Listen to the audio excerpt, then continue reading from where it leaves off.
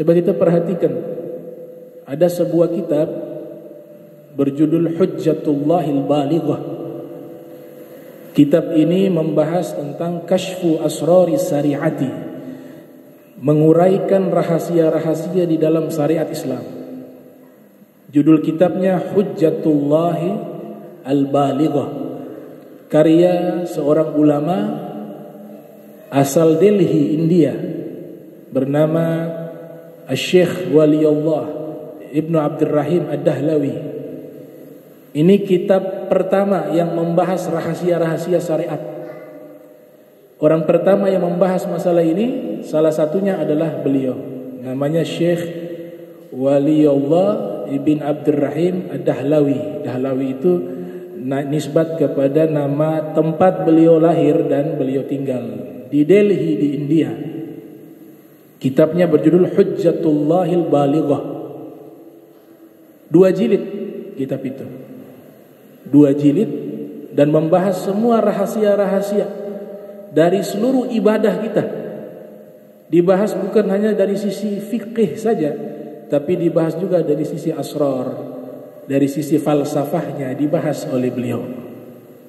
Di India ini Islamnya banyak, Muslimnya banyak. Mereka punya sekolah terkenal itu diantaranya Darul Ulum. Itu sekolahnya besar. Perpustakaannya itu dari bawah sampai atas. Bahasa Arab, bahasa Persia, bahasa Sanskerta, bahasa Urdun, semua ada. Namanya Darul Ulum. Mencetak banyak ulama-ulama besar di sana. Dan sekolahnya gratis. Di India, di Delhi, ini ulama tinggal di situ. Delhi kota terbesar nomor 2 di India. Nomor pertama itu Bombay, nomor kedua Delhi. Dan India ini masuk kepada negara yang paling banyak memeluk agama Islam. Nomor 1 Indonesia, nomor 2 Bangladesh, nomor 3 Pakistan, nomor 4 India. Justru yang Jazirah Arab tidak masuk. Islam lebih banyak dari 4 negara ini. Indonesia, Bangladesh nomor 2, Pakistan nomor 3, India nomor 4. Jadi India itu Muslimnya banyak, akan tetapi populasinya kan terbesar, termasuk setelah Cina, sehingga seakan-akan sedikit. Populasinya kan sampai bisa miliaran. Dan memang mayoritas Hindu. Nah, ini ulama lahir di situ, di Delhi. Beliau bernama Ahmad, nama aslinya. Julukannya Waliullah. Ayahnya bernama Abdurrahim. Ini ulama luar biasa. Saya membaca kitabnya itu saya ta'ajub.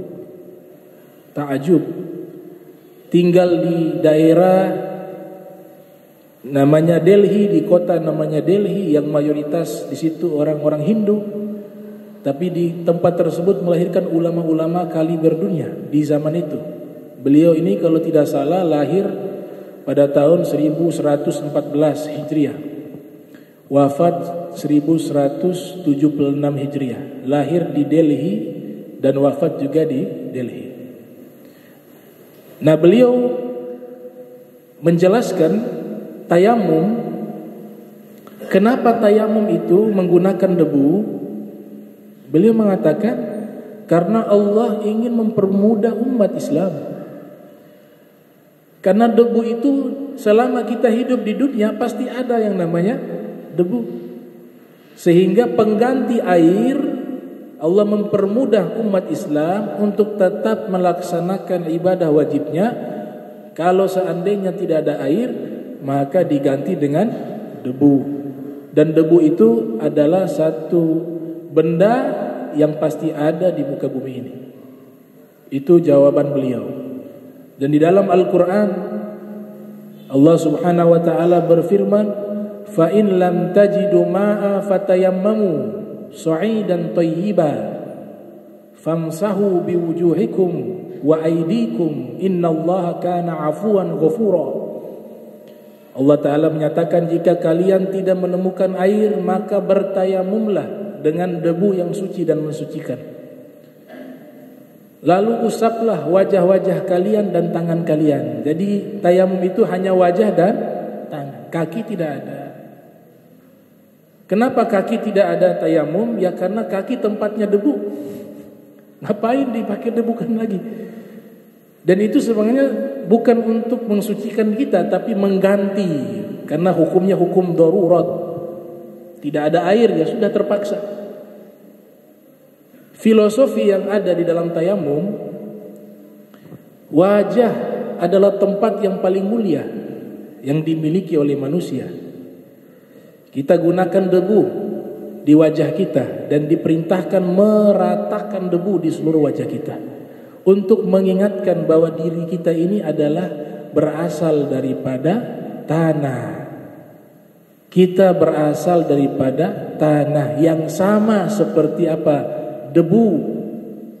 Sehingga dijadikan kita menjadi orang-orang yang selalu mengingat diri kita bahwa kita bukan siapa-siapa. Kita dari tanah dan akan suatu saat masuk ke dalam tanah, dan suatu saat akan dibangkitkan keluar dari tanah. Minha khalaqnakum wa fiha nukhrijukum wa fiha nu'idukum wa minha nukhrijukum taratan ukhra. Minha khalaqnakum, dari tanah kami ciptakan kalian. Wa fiha, dan di dalam tanah, nu'idukum, kami akan kembalikan kalian. Maksudnya masuk ke dalam kubur. Wa minha nukhrijukum taratan ukhra, dan dari tanah juga kami akan keluarkan kalian di waktu yang akan datang, hari kebangkitan, yaumul ba'ats. Jadi asalnya dari tanah. Karena kita semuanya yang namanya manusia asal usulnya kembali kepada Nabi Adam. Nabi Adam Allah ciptakan dari tanah. Hadis yang diriwayatkan oleh Imam Tirmizi di dalam sunannya, Nabi Muhammad sallallahu alaihi wasallam bersabda, "Antum banu Adam. Antum banu Adam. Kalian semua adalah anaknya Adam.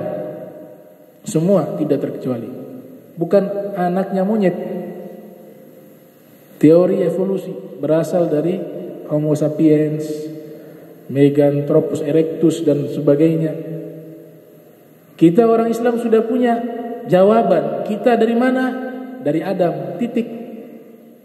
Dan Nabi tegaskan, antum banu Adam. Kalian semua dari anaknya Adam. Wa Adam min turab, dan Adam dari tanah, kata Nabi Muhammad sallallahu alaihi wasallam. Wa Adam min turab. Nah, ini penjelasannya siapa? Syekh Waliullah Ibnu Abdurrahim Ad-Dahlawi. Ajib kitabnya, 2 jilid, Hujjatullah Al-Balighah. Dan ini kitab yang paling populer yang disusun oleh beliau. Nah, Syekh Waliullah Ad-Dahlawi disebutkan di dalam tarajum, beliau ini berakidah Asy'ari, mengikuti ayahnya. Ayahnya seorang qadhi, seorang hakim yang dihormati di Delhi. Jadi beliau mengikuti akidah ayahnya Asy'ari atau Maturidiyah. Kemudian fikihnya beliau Hanafi. Mayoritas ulama-ulama dan kaum muslimin di India, mereka mayoritas bermadhab Hanafi. Tapi beliau juga tadrisa li madhab Asy-Syafi'i, juga mempelajari dan menguasai mazhab Syafi'i. Wa sufiyah, seorang sufi juga beliau. Ala tariqah Naqsyabandiyah, mengikuti tariqah Naqsyabandiyah.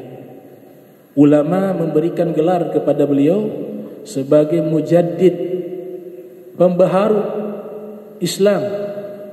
Nabi kita Muhammad sallallahu alaihi wasallam sudah menyatakan di dalam sebuah hadis, inna Allah ta'ala ba'atha ala hadhihi al-ummati ala ra'si kulli mi'ati sanatin man yujaddidu laha dinaha. Sesungguhnya Allah subhanahu wa ta'ala mengutus di penghujung 100 tahun untuk umatku ini, umat Islam, akan muncul seorang mujaddid yang memperbaharui agama Islam. Maknanya bukan merubah, tapi dia menghidupkan kembali ajaran-ajaran Islam dan meluruskan kembali ajaran-ajaran menyimpang di dalam Islam. Itu disebut dengan mujaddid. Ulama-ulama di India berkeyakinan Syekh Waliullah Ad-Dahlawi ini mujaddid. Kemudian mereka juluki juga beliau sebagai musnidul Hind. Apa itu musnid? Huwa man yarwil haditha bi isnadih. Orang yang meriwayatkan hadis Nabi menggunakan rantaian sanad yang bersambung sampai kepada Nabi Muhammad sallallahu alaihi wasallam. Jadi kalau musnid itu dia mendapatkan hadis dari gurunya, gurunya dapat lagi dari gurunya, terus sampai kepada Nabi Muhammad sallallahu alaihi wasallam. Nah, ini beliau musnid. Dijuluki juga Imamul Muhaddithin, imamnya ulama-ulama ahli hadis. Wa sufi, dan seorang sufi. Ternyata bukan sebatas itu. Beliau juga mufassir, ahli tafsir, filosof, faqih, ahli fikih, al-mutakallim, ahli teologi, al-usuli, ahli ilmu usul, al-muwarrikh, dan seorang sejarawan. Jadi lengkap. Ini pakarnya dalam sisi keilmuan lengkap. Ahli mantek juga, ahli balaghah juga. Waliullah Ad-Dahlawi. Beliau dijuluki dengan Qutbuddin, kutubnya agama, porosnya agama, Qutbuddin. Dijelaskan bahwa ayah beliau yaitu Al-Qadhi Abdurrahim belajar kepada seorang guru mursyid namanya Qutbuddin.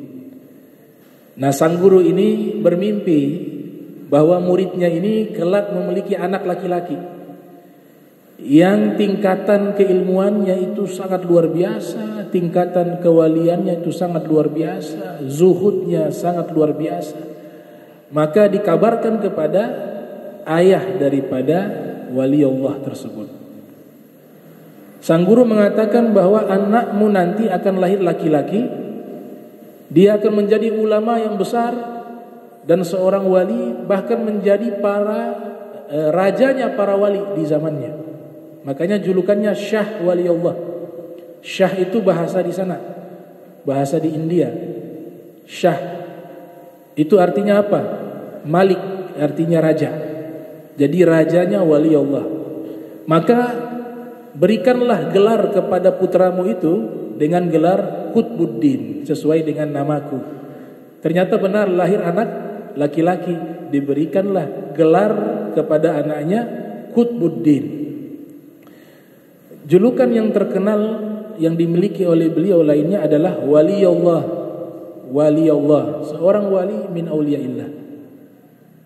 Ditambah oleh ulama Syah Waliullah, rajanya Waliullah. Itu julukan yang dinisbatkan kepada beliau.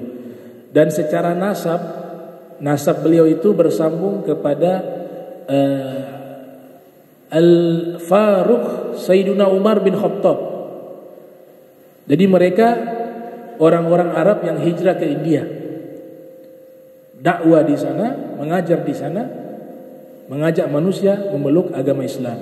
Jadi darahnya itu ada darah Sayyidina Umar bin Khattab, dan juga ada darahnya Imam Ali bin Abi Thalib. Dia punya nasab bersambung kepada dua jalur tersebut, jalur Sayyidina Umar dan jalur Musa al-Kadzim yang nanti bersambung kepada Al-Imam Ali ibn Abi Thalib. Beliau belajar, dijelaskan oleh para ulama, 3 fase, 3 marahil. Al-marhalatul ula, fase pertama beliau belajar di sekolah yang ada di Delhi, Nama sekolahnya Al-Madrasatu Ar-Rahimiyah, yang salah satu pengajar dan yang memperhatikan sekolah tersebut adalah ayahnya sendiri, yaitu Al-Qadhi Abdul Rahim. Usia 1 tahun sudah mulai belajar, sudah diperkenalkan anak-anak tersebut untuk mengenal ilmu. Sampai menginjak usia 7 tahun sudah menghafal Al-Quran 30 juz, hifdzan itqanan, dengan hafalan yang sangat kuat dan sangat baik. Dan semua kitab-kitab matan sudah mulai dihafal oleh beliau di usia 7 tahun. Kalau anak zaman sekarang 7 tahun sudah bisa TikTok tuh. TikTok apalagi itu saya tidak paham itu. Nah itu kalau dibiasakan sampai umur gak bagus, harus dibatasi. Karena tidak semua kontennya baik ya. Tapi kalau anak-anak zaman dulu yang diceritakan mereka kelak menjadi seorang wali, menjadi orang yang bermanfaat, menjadi orang yang dicintai Allah, dicintai Rasulullah sallallahu alaihi wasallam, itu 7 tahun sudah hafal Al-Quran, sudah hafal kitab-kitab matan. Man hafidhal mutun nalal funun, siapa yang menghafal kitab-kitab matan, kitab-kitab ringkasan ilmu, maka dia akan menguasai cabang-cabang ilmu. Dihafal sama beliau. Jadi 7 tahun sudah menghafal Al-Quran, hadis dan kitab matan. Kemudian di usia 7 tahun lanjut ia belajar lagi. 7 tahun ke atas dia belajar kepada ayahnya. Ayahnya mengajarkan semua ilmu agama kepadanya. Jadi di dalam rumah sudah cukup sebenarnya. Sudah cukup dengan ilmu. Ayahnya mengajarkan kepadanya ilmu akidah. Akhirnya terpengaruh dengan ideologi ayahnya dalam masalah akidah Asy'ari dan Maturidi. Ini akidah ahli sunnah wal jamaah. Kemudian ayahnya mengajarkan kepadanya fikih, tasawuf, tafsir, hadis dan seterusnya, sampai dia menguasai seluruh cabang ilmu agama di dalam rumahnya lewat tangan ayahnya. Nah kalau ayahnya yang seandainya tidak mampu mengajarkan kepada anaknya agama, maka wajib ayahnya perintahkan anaknya menuntut ilmu. Hukumnya wajib ilmu agama yang sifatnya ilmu amali, akidah, ibadah dan tasawuf al-akhlaki, wajib. Tapi kalau ayahnya mampu untuk mengajar anaknya dalam rumah, dia bisa ajarkan. Kewajibannya gugur. Anak tersebut sebagai orang tua wajib, orang tua punya kewajiban untuk memberikan ilmu pengetahuan kepada anak, terutama ilmu agama. Wajib hukumnya. Namun kalau orang tuanya mampu, bisa diajarkan di rumah. Tapi tariqah para Sadah Ali Ba'alwi disebutkan di dalam kitab Syarhul Ainiyah, juga ada dalam kitab Tajul A'ras. Adatnya para habaib di Hadramaut, kalau mengajar kepada anak, mereka lebih senang diserahkan kepada orang lain. Ya, orang lain yang mengajar. Itu adatnya mereka. Memang diajarkan ilmu-ilmu dasar. Ulama mengatakan paling minimal orang tua itu harus mengajar anaknya bisa menghafal surat Fatihah. Itu harus. Kenapa demikian? Sehingga nanti pahalanya mengalir terus. Karena surat Fatihah tidak akan mungkin ditinggal. Ketika dia sudah sholat 5 waktu, selama itu dia akan membaca surat Fatihah, dan selama itu pahala akan mengalir kepada orang tuanya. Jadi jangan sampai orang tua itu membiarkan anaknya belajar ilmu agama, hafal surat Fatihah di tangan orang lain. Minimal itu sudah surat Fatihah, anak kita hafal surat Fatihah dengan baik dan benar di tangan orang tuanya sendiri. Itu yang diajarkan oleh para ulama, dan itu dimuat dalam kitab berjudul Tarbiyatul Aulad, cara mendidik anak-anak. Jadi sebuah kitab berjudul Tarbiyatul Aulad. Nah, Syekh Waliullah Dahlawi belajar kepada ayahnya. Ini fase kedua. Fase ketiga, setelah ayahnya mengatakan, wahai anakku, ilmu ayah sudah habis. Zaman sekarang belum pernah ada tuh guru bilang, aduh cukup sudah, kenapa? Sudah bingung mau ajar apa? Ilmu saya sudah habis. Kalau zaman dulu seperti itu. Imam Syafi'i belajar kepada Imam Malik. Imam Malik mengatakan, wahai Muhammad, kau cari guru yang lain. Kenapa wahai guru? Ilmu saya sudah transfer semuanya kepadamu. Sekarang habis, bingung mau ngajar apa sama kamu. Dikuasai oleh Imam Syafi'i. Belajar lagi ke Makkah sama Imam Al-Janzi, mufti Makkah, kepada Sufyan ibn Uyainah. Kemudian pergi ke Irak, belajar lagi kepada Muhammad bin Hasan Al-Syaibani, murid dari Imam Abi Hanifah. Begitu mereka zaman dulu tuh. Tapi zaman sekarang jarang ada seperti itu. Sampai guru mengatakan, sudah habis ilmu saya. Nah, Syekh Dahlawi seperti itu. Ayahnya mengatakan, wahai anakku, kau belajar lagi ke ulama yang lain. Ilmu ayahmu sudah habis, sudah diajarkan kepadamu dan engkau sudah menguasai semuanya. Maka Syekh Waliullah Dahlawi, beliau belajar di Delhi kepada ulama-ulama yang ada di tempat tersebut dan ada di sekitar India. Dipelajari semuanya sampai akhirnya beliau hijrah ke mana? Ke Hijaz. Ke Hijaz beliau belajar kepada ulama-ulama yang ada di Makkah, di Madinah. Hanya memakan waktu 2 tahun beliau menuntut ilmu di 2 kota suci tersebut. Sampai di kota Makkah, selama beliau bermukim di Makkah dan di Madinah, beliau habiskan untuk belajar ibadah. Hanya itu saja, belajar dan ibadah. Belajar ibadah, itu saja. Akhirnya beliau bermimpi. Ketika itu beliau bermimpi Al-Imam Hasan wal Husain membawakan pena, sebuah pena. Kemudian mereka mengatakan kepada Syekh Dahlawi, Waliullah Dahlawi, bahwa pena ini adalah penanya Nabi Muhammad. Ini kami diperintahkan oleh Rasulullah untuk menyerahkan pena ini kepadamu. Beliau terbangun dari tidurnya. Beliau coba memahami makna dari mimpi tersebut. Mungkin maknanya disuruh saya banyak menulis kitab, banyak menulis fawaid.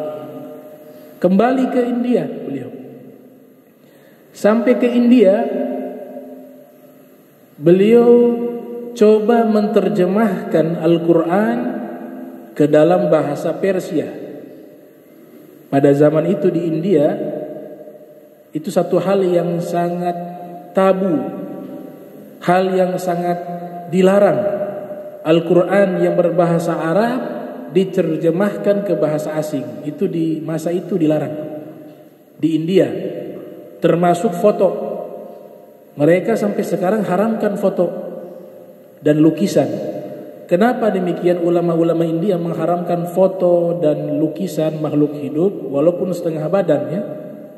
Kalau setengah badan kan ulama membolehkan. Kalau utuh jadi khilaf di situ. Tapi bagi mereka ulama-ulama India, hukumnya haram memajang fotonya ulama.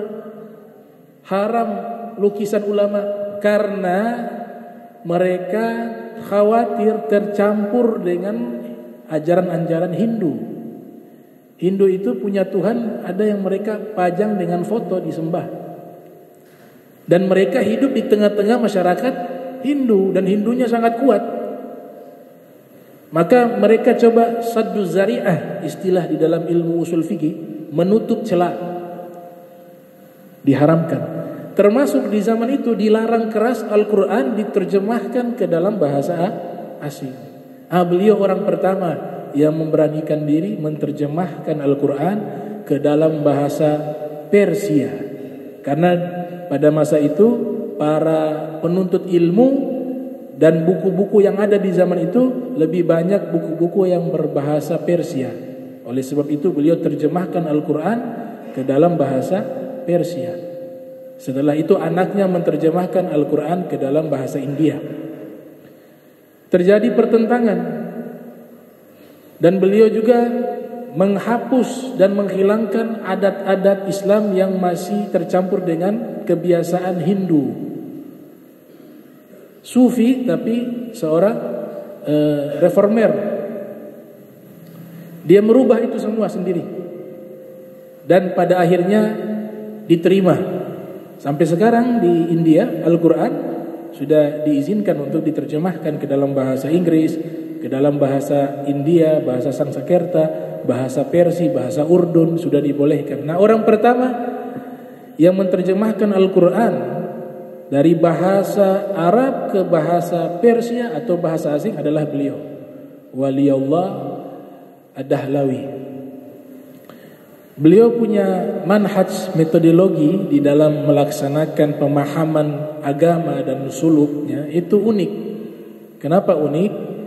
Karena beliau menggabungkan pemikiran-pemikiran Imam Ghazali dengan pemikirannya Ibnu Taimiyah. Beliau pengagungnya Imam Ghazali dan pengagungnya Ibnu Taimiyah, Al-Imam Ibnu Taimiyah. Itu bagi saya itu unik tuh, karena afkarnya Imam Al-Ghazali dengan afkarnya Syekh Islam Ibn Taimiyah ini kontradiktif, banyak terjadi perbedaan. Tapi beliau hadir sebagai ulama yang memadukan dua pemikiran tersebut. Itu satu hal yang luar biasa, maziyah bagi beliau, ya, kemuliaan dan keistimewaannya beliau. Coba dihitung oleh ulama bagaimana sih perannya Syekh Waliullah Dahlawi khususnya di Delhi di India. Itu mereka tidak bisa mengspesifikasi karya-karya beliau yang sangat luar biasa untuk kaum muslimin di India. Beliau termasuk salah satu tokoh yang memperkenalkan pemahaman asbabun nuzul. Itu dibagi menjadi dua bagian, sababun nuzul al-hakiki dan sababun nuzul al-juz'i. Sababun nuzul adalah satu kejadian yang menerangkan peristiwa yang terjadi sebelum turunnya ayat Al-Quran, disebut dengan sababun nuzul. Nah, beliau membagi sababun nuzul menjadi dua. Ada sababun nuzul al-hakiki, ada sababun nuzul al-juz'i. Al-hakiki ini artinya bukan sekedar dia paham ayat ini turun kemudian peristiwanya seperti ini. Itu belum hakiki menurut beliau. Tapi dia tahu konteksnya di zaman itu ketika ayat ini turunkan, keadaan sosial masyarakat waktu itu seperti apa, bagaimana keadaan mereka pada waktu itu, bagaimana ekonomi mereka pada waktu itu, bagaimana kultur budaya pada waktu itu. Kalau itu sudah dipahami, kemudian pahami itu sababun nuzul, kemudian dipahami itu ayat Al-Quran. Itu namanya sababun nuzul hakiki. Tapi kalau hanya dapat riwayat, kisah tanpa mengetahui latar belakangnya, itu disebut sababun nuzul al-juz'i. Dan itu satu inovasi terbesar di dalam ilmu tafsir. Yang pertama kali mempopulerkan istilah ini adalah beliau. Contoh sederhana ya, di kitab sejarah itu kan disebut Nabi menikah dengan Sayyidah Aisyah usia masih anak-anak 9 tahun.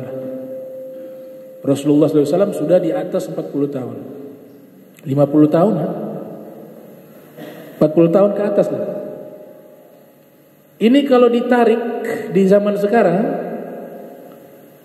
mereka yang orientalis itu menghantam Nabi Muhammad sallallahu alaihi wasallam, ingin menjatuhkan kemuliaan Rasul, salah satunya dengan masalah ini.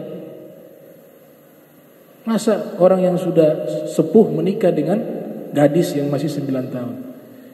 Tapi Syekh Dahlawi, beliau paham kultur yang ada di zaman itu. Kultur yang ada di zaman itu bukan hanya di Jazirah Arab, tapi hampir di seluruh belahan dunia.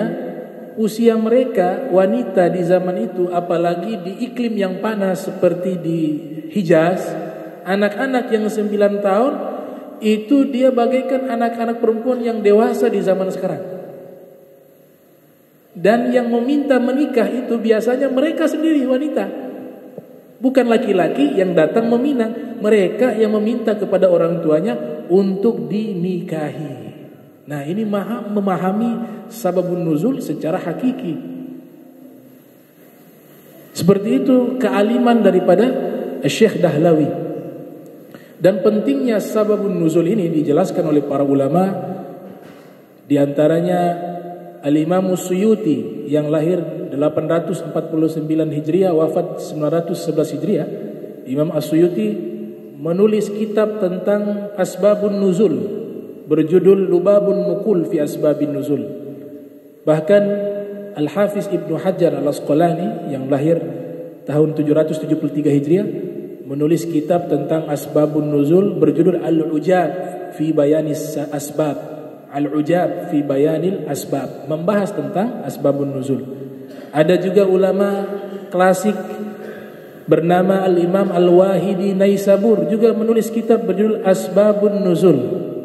Kemudian juga Al-Imam Zarkashi mengutip pembahasan asbabun nuzul dalam kitabnya Al-Burhan.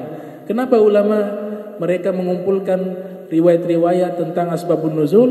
Karena ulama-ulama tafsir Al-Quran mereka harus memahami asbabun nuzul sehingga tidak salah memahami firman Allah Subhanahu wa taala. Dikatakan oleh Al-Imam Al-Wahidi Naisabur, la yumkinu tafsirul ayah duna al-wuqufi ala qissatiha wa bayani nuzuliha. Tidak mungkin bisa menafsirkan satu ayat Al-Quran tanpa memahami kisahnya dan bisa menjelaskan sebab turunnya. Itu pernyataan ulama tafsir Al-Imam Al-Wahidi Naisabur. Al-Imam Ibnu Daqiq Al-Aid juga menyatakan demikian.